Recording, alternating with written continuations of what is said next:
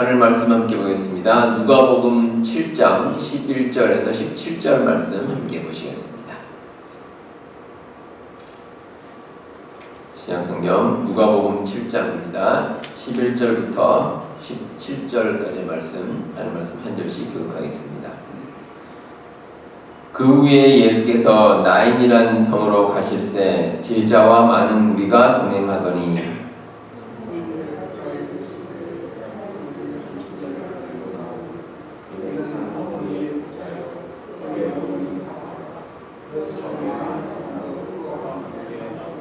주께서 과부를 보시고 불쌍히 여기사 울지 말라 하시고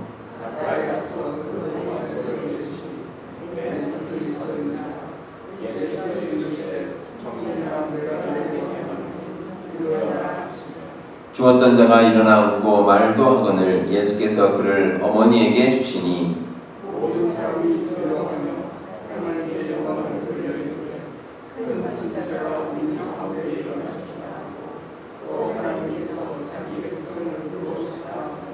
네, 17절 함께 보겠습니다. 예수께 대한 이 소문이 온 유대와 사방에 두루 퍼지니라. 아멘.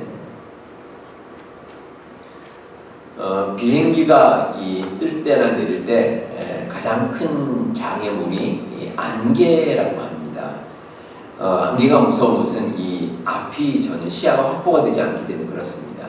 정말 비가 많이 오거나 눈이 오면 그래도 좀 불편하긴 하지만 그래도 비행기가 이제 뜨고 내리는데 큰 지장은 없는데 이 안개가 자욱하면 상당히 큰 어려움을 겪는다고 합니다. 그래서 과거에 한국에 그 김포공항이 있었죠. 김포공항이 안개가 참 많았습니다. 그래서 안개 때문에 이착륙이 힘들다 이런 뉴스가 많은데 그래서 인천공항을 새로 지었는데 인천공항은 그래도 안개가 예전보다는 좀 덜한 것 같습니다. 안개와 관련해서 이런 이야기가 있습니다. 플로렌스 체드윅이라는 이 여자 수영 선수가 있습니다. 이 수영 선수가 여자로서는 최초로 1951년에 그 영국 해역을 이제 횡단하는 그 수영을 이제 했습니다. 아주 대단한 분인데 그 이듬해에 1952년에 이번에는 그 미국 서부 해안에 한 34km 정도를 직접 이제 수영으로 가겠다라고 하고 시도를 했습니다. 그런데 실패를 했습니다. 안개 때문입니다. 나중에 인터뷰할 때 이런 말을 했습니다. 이 추위나 뭐 어떤 그 피곤함을 이겨낼 수 있는데 안개가 자욱하니까 도대체 어디까지 가야 될지를 모르겠답니다. 한참 가는데 몸은 힘들고 지쳐가는데 이 눈에 이제 뭔가 목표가 보여야 되는데 아무것도 보이지 않으니까 갑자기 힘이 빠지고 더 이상 가지 못했다라는 것입니다. 그래서 몇 달 후에 한 2달 정도 지나서 다시 이제 도전했습니다. 이번에는 지난번에 실패했던 때보다 물도 더 차가웠고 또 안개도 많이 끼었는데 이번에는 성공을 했습니다. 왜냐하면 안개 너머로 이제 목표가 보였기 때문입니다. 그래서 저 목표를 가지고 내가 가면 되겠다 하고 힘을 내서 결국 이제 수영을 하는데 성공했다라는 그런 이야기가 있습니다. 사람이 어떤 마음을 가지느냐에 따라 결과가 많이 달라집니다. 우리가 어떤 길을 갈 때 가장 힘든 것 가운데 하나가 정말 앞이 보이지 않을 때 참 힘듭니다. 마치 안개가 자욱하게 낀 것하고 똑같습니다. 그런 상황이 되면 우리에게 절망이 찾아옵니다. 왜냐하면 방법이 보이지 않기 때문입니다. 하지만 절망이 소망으로 바뀌는 것 역시 한순간입니다. 해가 뜨고 안개가 사라지면 그러면 우리 눈에 확실한 것이 보입니다. 마찬가지로 우리의 삶 가운데 참 절망스럽다고 여겨지는 것들이 있지만 그러나 우리 주님께서 함께 하시면 그 절망이 사라지고 소망으로 바뀌게 됩니다. 그러면 우리는 온전한 길로 갈 수가 있습니다. 지난주부터 우리가 사망에서 생명으로 라는 주제로 복음서에 기록된 예수님께서 죽은 자를 살리신 그 이적 3가지를 함께 묵상하고 있습니다. 오늘은 두 번째 시간으로 누가복음 7장에 나오는 과부의 아들을 살리신 이적에 대한 내용을 함께 보도록 하겠습니다. 말씀을 통해서 절망을 소망으로 바꾸시는 능력이라는 제목으로 은혜를 함께 나누도록 하겠습니다. 자, 오늘 말씀은 이 나인성이라는 곳에 사는 과부에 대한 이야기입니다. 나인성에 한 과부가 살고 있었는데, 이 성경에 보시면 이 과부는 불쌍한 사람들의 대명사처럼 보통 이제 일컬어집니다. 그래서 성경 말씀 가운데 고아와 과부 이렇게 이제 이야기하는 것이 참 많이 있습니다. 뭐 고아라는 것은 이제 어렸을 때 부모를 잃은 여인 그런 어린아이이기 때문에 뭐 당연히 삶이 쉽지가 않습니다. 그래서 불쌍한 사람으로 이제 인정이 됩니다. 그리고 과부도 그렇습니다. 이 고대 사회는 철저하게 남성 중심 사회입니다. 그래서 여자가 이렇게 혼자 살다 보면 억울한 일을 당해도 하소연할 때가 잘 없습니다. 그래서 참 살기가 어렵습니다. 게다가 고대 사회는 이 농업이나 수산업 뭐 이런 것 중심의 1차 산업 중심입니다. 그러다 보니까 가장 중요하게 여겨지는 것이 노동력입니다. 근데 여자들은 아무래도 남자보다 이제 육체적인 그런 힘이 약하기 때문에 그래서 일을 해서 먹고 살기가 상당히 어렵습니다. 그래서 과부가 살기가 어렵다는 겁니다. 근데 이 나인성 과부에게 아들이 하나 있었습니다. 이 과부의 유일한 희망입니다. 이 아이가 나중에 커서 어른이 되면 그러면 이제 내가 살 수 있는 힘이 생기겠구나 라고 인정을 하고 또 그래서 이제 아들 아주 애지중지 잘 키웠습니다. 근데 그 귀한 아들이 그만 세상을 떠나고 말았습니다. 자, 이 아들로 인해서 이제 좀 희망이 보이나 라고 생각을 했는데 다시 안개가 자욱한 그런 절망 속으로 빠져들고 만 것입니다. 자, 이렇게 절망 가운데 있는 과부에게 예수님께서 다가오셨습니다. 그리고 과부의 죽은 아들을 다시 살려주셨습니다. 사망에서 생명으로 전환이 되었고 절망이 소망으로 바뀌게 되었습니다. 주변에서 지켜보던 사람들도 깜짝 놀랐지만 당사자인 과부는 실로 엄청난 체험을 하게 되었습니다. 예수님께서 행하신 이 일은 정말 놀라운 일입니다. 죽은 사람을 다시 살리심으로 완전한 절망에 빠진 과부에게 새로운 소망을 주셨습니다. 그런데 이렇게 절망과 소망이 교차하는 이 모습을 통해서 우리가 먼저 생각해야 되는 것이 있습니다. 우리 인생에는 이렇게 다양한 모습들이 교차한다는 것입니다. 자, 오늘 말씀에 나오는 과부가 살고 있는 이 성 이름이 나인이라는 성입니다. 나인성인데 이 나인이라는 말에 의미가 있습니다. 어떤 의미냐면 즐거움, 즐겁다 그런 뜻을 갖고 있습니다. 자, 우리가 살고 있는 지명도 그렇고 또 우리 이름도 그렇고 나름대로 의미가 있습니다. 그런데 과부가 살고 있는 성 이름이 나인성, 이 나인성은 즐겁다. 그러니까 이 성에 살면 뭔가 즐거운 일이 생긴다라는 의미로 이 성의 이름을 지었습니다. 자, 그런데 예수님께서 이제 나인성으로 가실 때 뭐 제자들도 그렇고 여러 사람 무리들도 그렇고 아마 이제 성으로 가까이 가면서 이야기를 했을 겁니다. 우리가 나인이라는 그 성으로 들어가니 그 성에서 아마 좋은 일이 생길 거야 라고 아마 농담만 진담만으로 아마 서로 이야기를 하면서 갔을 겁니다. 자, 그런데 나인성에 가까이 다가가려고 할 때 비극적인 일을 목격을 했습니다. 성 안에 있는 사람들이 이 한 사람의 시신을 메고 나오는 겁니다. 이게 장례 행렬입니다. 근데 참고로 이제 유대인들은 이 장례식을 어떻게 하냐면 누군가 세상을 떠나면 그날 해버립니다. 바로 당일에. 우리는 보통 이제 3일장, 5일장 이렇게 하죠. 그런데 유대인들은 바로 당일에 장사를 지내는 풍습이 있습니다. 그래서 다시 말해서 그 장례 행렬이 있다는 것은 이제 그 나인성 과부의 아들이 죽은 지 얼마 되지 않았다는 겁니다. 그러니까 얼마 전에 이런 비극적인 일을 당했습니다. 자, 근데 여기서 또 반전이 일어납니다. 예수님께서 세상을 떠난 과부의 아들을 다시 살렸습니다. 조금 전까지, 바로 직전까지 슬픔과 절망에 빠져 있었는데 다시 나인성이라는 이름 그대로 즐거운 일로 회복이 되었습니다. 자, 이렇게 기쁨과 슬픔이 반복되는 거, 이거 참 쉬운 일이 아닙니다. 아마 오늘 말씀을 누군가 소설로 쓰더라도 아주 기가 막힌 어떤 그 구성이 나올 정도로 아주 특이한 일입니다. 글자 그대로 희비가 교차하는 일인데, 또 가만히 생각해 보면 우리의 삶 가운데 이런 일들이 참 많습니다. 절망적인 일이 있었다가 또 다시 희망이 보이고, 그러다가 또 힘든 일이 있었다가 다시 회복이 되고, 이런 일이 참 많습니다. 보사성어 가운데 그 세옹지마라는 보사성어가 있습니다. 옛날 그 변방에 한 노인이 살고 있었는데, 이 노인이 이제 말을 키우고 있었는데, 근데 말을 키우다가 이 말이 도망을 쳐버렸어요. 근데 이 도망친 말이 다시 새로운 말을 끌고 왔습니다. 힘든 슬픈 일에다가 다시 기쁜 일로 바뀐 거죠. 그런데 그 새로운 말을 아들이 타다가 그만 말에서 떨어져서 다리가 부러졌습니다. 슬픈 일입니다. 그런데 그 나라에 곧 전쟁이 생겼습니다.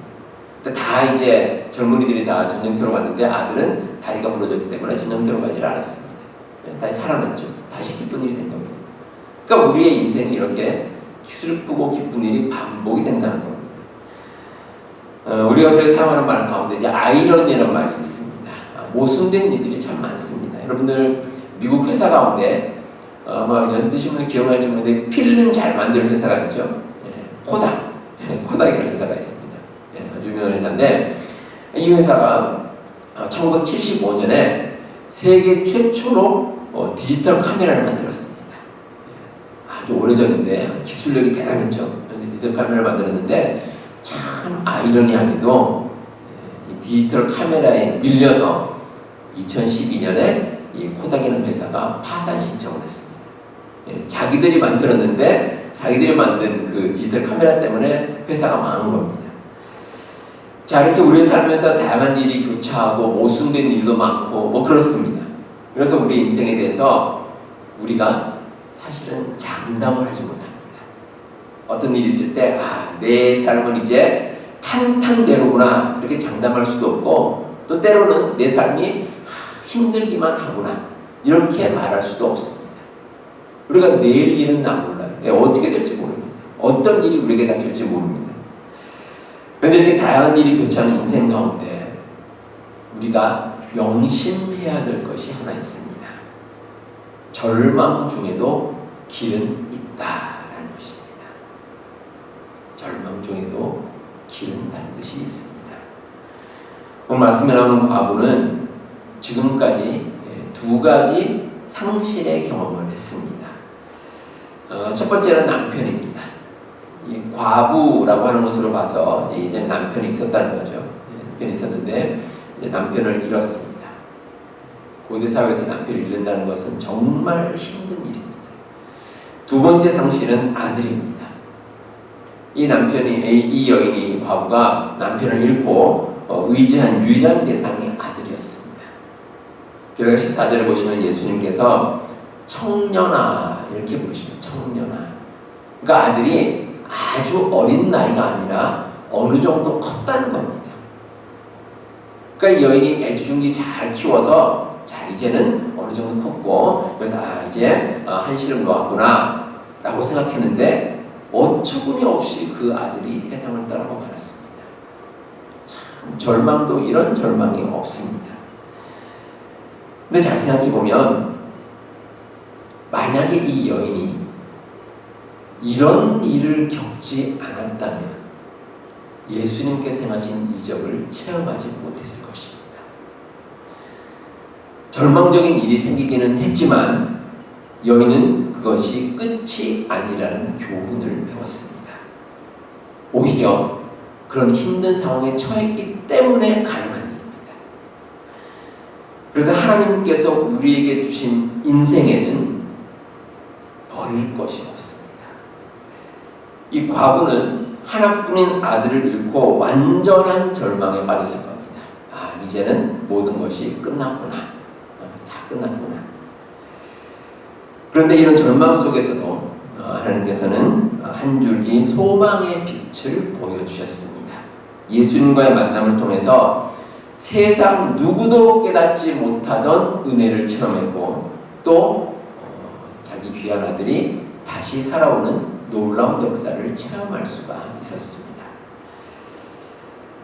성경에는 이 나인성 과부의 이 삶이 나중에 어떻게 되었다라는 뭐 구체적인 내용은 없습니다. 그런데 우리가 미루어 짐작할 수는 있습니다. 이 여인이 사는 날 동안에 아마 많은 일들을 또 겪었을 겁니다. 힘든 일도 있었고 기쁜 일도 있었고 그런 일들이 교차하는 가운데 그래도 이 여인은 굳건한 믿음을 가지고 살 수 있었을 겁니다.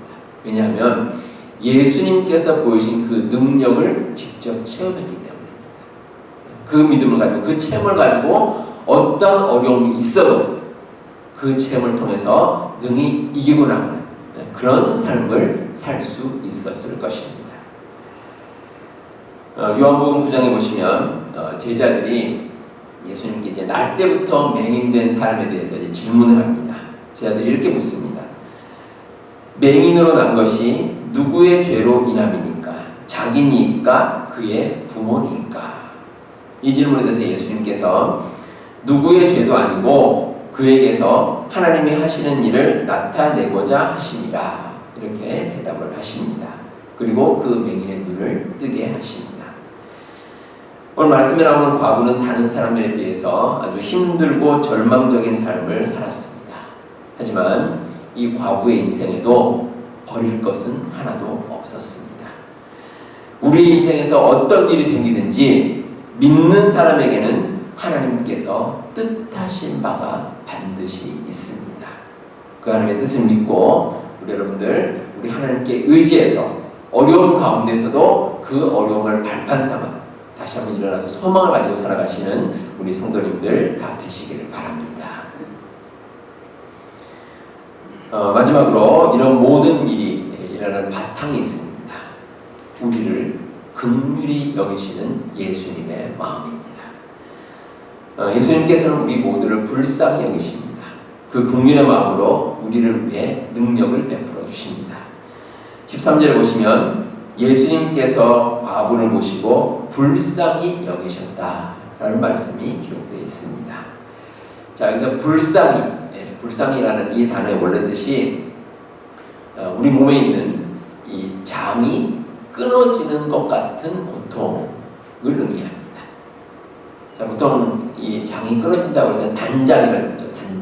단장의 고통이다라고 이야기를 하는데 원래 이 말이 그렇습니다. 이 원숭이가 새끼를 잃었을 때 나중에 이제 보니까 장이 다 끊어져 있습니다. 그 정도로 이 가슴 아프고 힘든 일입니다. 이 자신을 잃은 과부의 마음이 이와 같습니다. 과부는 이 아들과 함께 지금 아주 행복한 미래를 꿈꿨는데 정말 과부의 유일한 소망이었던 아들이 세상을 떠난 겁니다. 얼마나 힘들겠습니까? 근데 그런 과부를 보는 예수님의 마음이 똑같습니다. 불쌍히 여기시는 마음인데 그 예수님의 마음에도 정말 예수님의 장이 끊어지는 것 같은 그런 마음을 느끼셨다는 겁니다. 이런 상황에 놓인 과부에게 예수님께서 한마디 말씀하십니다. 울지 말라라고 말씀하십니다. 울지 말라. 자, 이 구절에 나오는 눈물은 특별한 의미가 있습니다. 우리가 우는 것 다양한 의미로 있죠. 다양한 모습이 있는데 특별히 여인이 흘리는 눈물이 어떤 눈물이냐면 참을 수 없이 그냥 나오는 눈물, 이런 뜻이 있습니다. 여러분들 그런 모습 보신 적 있습니까? 눈물이 나오는데 그냥 줄줄줄 흐르는 겁니다. 계속 눈물이 흐릅니다. 그냥 멈춰지질 않습니다. 그냥 흐릅니다. 예수님께서 보시는 과부의 눈물이 그렇습니다. 이 과부가 자기 죽은 아들을 메고 이제 밖으로 나오고 있는 거예요. 성 밖으로 나오는데 예수님께서 이제 눈물 흘리는 과부의 모습을 보니까 그냥 정신이 반쯤 나간 모습으로 그냥 계속 눈물 흘리는 겁니다. 계속 눈물 흘립니다. 그러니까 이 과부의 모습을 보니까 예수님께서 마음이 정말 장이 끊어질 것 같은 그런 마음이 계셨다는 겁니다. 그러니까 과부를 불쌍히 여기지 않을 수가 없습니다. 그래서 예수님께서 그 관을 메고 나오는데 관에 뭐 손을 탁 대십니다. 근데 사실 유대인들은 그렇게 하지 않습니다. 이제 장례를 이제 치르는 사람들은 뭐 관 메고 나오겠지만 일반 사람들은 관에 손을 대지 않습니다. 왜냐하면 죽은 사람과 관련된 것에 손을 대면 부정하다 이렇게 이제 유대인들은 보고 있습니다. 그래서 예수님께서 관에 손을 대시는 건 참 특별한 일입니다. 근데 예수님께서는 이런 율법이나 이런 풍습을 다 초월해서 그저 그 여인을 불쌍히 여기는 마음으로 관에 손을 대고 그 죽은 아들을 다시 살려주셨습니다. 우리가 사는 세상에는 수많은 사람들이 수많은 모습으로 이 세상을 살아갑니다. 그래서 우리가 각자의 삶을 소설로 한번 써보라고 하면 정말 모든 사람들이 여러 권의 책으로 기록할 수 있을 정도입니다. 그 정도로 각자의 인생은 정말 다양합니다. 물론 상대적으로 편한 삶을 사는 분도 있고 또 힘든 삶을 사는 분도 있습니다. 하지만 공통적으로 어느 부분이든지 우리 모두는 부족하고 연약합니다. 우리의 삶이 그렇습니다. 오늘 말씀에 나오는 과부처럼 아주 두드러지게 힘든 삶을 사는 사람도 있는가 하면, 그러나 겉으로는 참 아무런 걱정 의심 없이 그냥 편안하게 사는 것처럼 보여도 남모를 아픔이 있는 사람도 이 세상에 참 많이 있습니다. 근데 다른 사람은 몰라도 예수님께서는 그 아픔을 아십니다. 우리가 절망적인 상황에서 괴로워할 때 예수님께서는 친히 우리에게 찾아오십니다. 그리고 우리가 다시 소망을 찾을 수 있도록 우리에게 능력을 베풀어 주십니다. 우리 사랑하는 성도 여러분, 우리가 가진 절망을 소망으로 바꾸시는 유일한 분은 바로 예수님이십니다. 우리 예수님께서는 십자가에 달려서 돌아가셨다가 다시 살아나셔서 부활의 첫 열매가 되셨습니다. 그 능력으로 우리를 절망에서 소망으로 인도하실 것입니다. 우리 여러분들이 직면한 이런 힘든 현실 앞에서 먼저 우리 여러분들, 우리 예수님께 간절히 기도하시기 바랍니다. 우리 예수님께서 여러분들의 삶을 잘 아시기 때문에 여러분들에게 필요한 길을 열어주시고 그 길을 통해서 온전한 길로 갈 수 있도록 인도해 주실 것입니다. 능력의 예수님께서 절망을 소망으로 바꾸심을 믿고 그 믿음으로 담대히 살아가는 우리 성도님들 다 되시길 바랍니다.